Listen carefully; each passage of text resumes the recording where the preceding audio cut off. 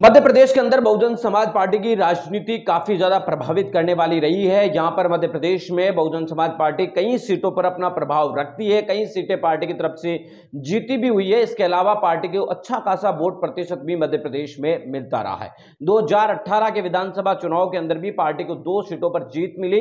इसके अलावा कई प्रतिशत सीटें मिली और इसके अलावा पार्टी की तरफ से कई सीटों पर दूसरे नंबर, तीसरे नंबर पर भी पार्टी की तरफ से नेता रहे। यानी कि कुल मिलाकर मध्य प्रदेश में बहुजन समाज पार्टी का अच्छा खासा वोट प्रतिशत माना जाता रहा है। इसके अलावा कई सीटों के ऊपर गोंडवाना गणतंत्र पार्टी का भी अच्छा खासा वर्चस्व है या मजबूत माना जाता है। पिछला चुनाव गोंडवाना गणतंत्र पार्टी ने बड़ी राजनीतिक पार्टी कांग्रेस के साथ मिलकर लड़ने की कोशिश की थी और बताया भी गया था कि इन दोनों राजनीतिक पार्टियों के अंदर कुछ सीटें मिल सकती है, लेकिन उसके बाद कांग्रेस के साथ वो नहीं गई थी। और इस बार के चुनाव में बीएसपी और गोंडवाना गणतंत्र पार्टी दोनों एक साथ आकर चुनाव लड़ रही हैं, दोनों एक साथ आ चुके हैं। ऐसे में आपको बता दें कि कई सीटों के ऊपर बीजेपी और कांग्रेस दोनों को ही चुनौती यहां पर पेश करने वाली है। आज बहुजन समाज पार्टी और गोंडवाना गणतंत्र पार्टी के हुए इस गठबंधन के ऐलान के बाद यह साफ हो चुका है कि भारतीय जनता पार्टी और कांग्रेस दोनों की ही नींद उड़ाने वाला यह गठबंधन है। दोनों ही राजनीतिक पार्टियों के लिए यहां पर मुश्किलें कम नहीं है, क्योंकि कांग्रेस पार्टी लगातार सरकार बनाने के सपने देख रही है और भारतीय जनता पार्टी अपने पिछले कई सालों के शासनकाल को छोड़ना नहीं चाहती है।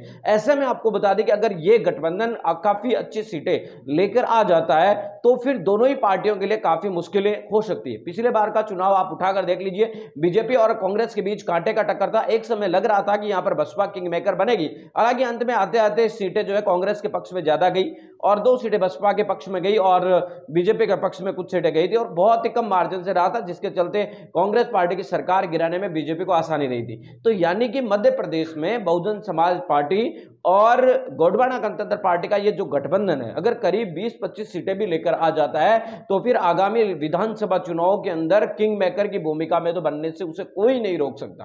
अगर बहुजन समाज पार्टी और गोंडवाना गणतंत्र पार्टी का यह गठबंधन प्रभावित करता है और कुल मिलाकर 15 से 20 सीटें भी यहां पर उनकी आ जाती है, 20 से ज्यादा सीटें भी आ जाती है, तो पार्टी आपको बता देगी ये गठबंधन काफी कुछ प्रभावित है वो मध्य प्रदेश की राजनीति को कर सकता है। इस मामले में आपकी प्रतिक्रिया क्या है वो कमेंट करके